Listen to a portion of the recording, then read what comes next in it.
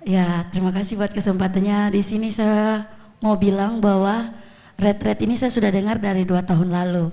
Terkhususnya dari Mama waktu itu sempat 2 tahun lalu tuh Mama bilang begini, ayo Mika kita ke sana. Tapi saya tuh kayak, aduh gimana ya di sana tapi saya sudah punya kerinduan itu. Terus tahun depannya lagi saya sudah punya kerinduan itu, tapi belum ada kesempatan. Dan tahun ini Tuhan kasih kesempatan itu, saya sudah, maksudnya rasa lapar dan haus itu sudah sangat banyak. Saya ingin tahu itu ini seperti apa sih Tuhan. Dan saya bersyukur sekali ketika saya ada di titik terendah saya, titik di mana saya ingin sekali menyerah.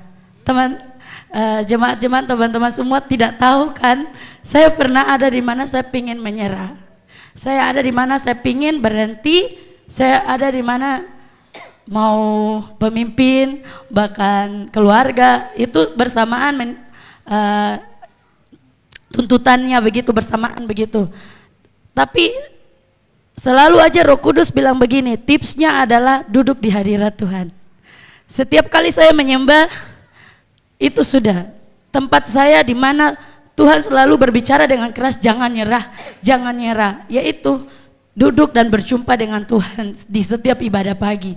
Makanya saya kadang bilang ke teman-teman, ini sudah yang bikin saya nggak mau kabur, ini sudah yang bikin saya nggak bisa keluar dari tempat ini karena hadirat Tuhan yang sangat kuat. Dan ketika kesempatan itu ada, saya ikut retret, saya sangat-sangat lapar dan haus. Benar-benar saya menyiapkan wadah itu sudah dari jauh-jauh. Saya harus betul-betul terima semua kesempatan itu. Setiap sesi saya harus dengar dengan baik, saya tidak mau buang kesempatan itu. Dan itu teman-teman sangat amat anugerah Tuhan di hidup saya, itu saya sangat merasakan. Banyak begitu. Tanpa batas Tuhan kasih ke saya waktu di retret. Hari pertama saya sedikit mengeluh, naik turun tangga. Itu saya sangat mengeluh karena saya bilang, aduh saya jarang sekali dan ini kaki sudah sangat kram semua. Tapi pas masuk di dalam hadirat Tuhan, masuk di ruangan, terus menikmati hadirat Tuhan, itu semua hilang. Dan saya percaya bahwa ini kesempatan saya Tuhan, ini waktu saya Tuhan untuk menerima itu semua. Saya menerima, di mana sesi di mana tanya Tuhan, di situ saya diberkati sekali. Tanya Tuhan, semuanya Mika harus tanya Tuhan, tanya Tuhan. Jadi saya mau bilang kepada teman-teman semua di sini bahwa semuanya harus tanya Tuhan. Terus sesi terakhir itu sesi di mana Pak Dev ke Pak Gev ke siapa itu, dia bilang manusia ilahi. Ya, saya tipe orang yang kayak imanku kurang, maaf ya. Saya jujur cerita, saya mau kekuranganku. Saya tuh punya iman kurang. Saya kayak kurang percaya, masa saya bisa begitu? Masa saya bisa begitu? Saya tidak percaya kalau saya bisa aktifkan itu semua. Keraguan itu ada di dalam hidup saya. Tapi Pak Dev waktu saya maju kan dipanggil pemimpin, ayo maju. Mau didoakan begitu. Saya maju terus saya didoakan. Katanya saya punya itu, saya punya kekuatan, saya punya manusia ilahi itu tinggal diaktifkan, aktifkan. Dari situ saya percaya bahwa oh iya saya punya itu Tuhan.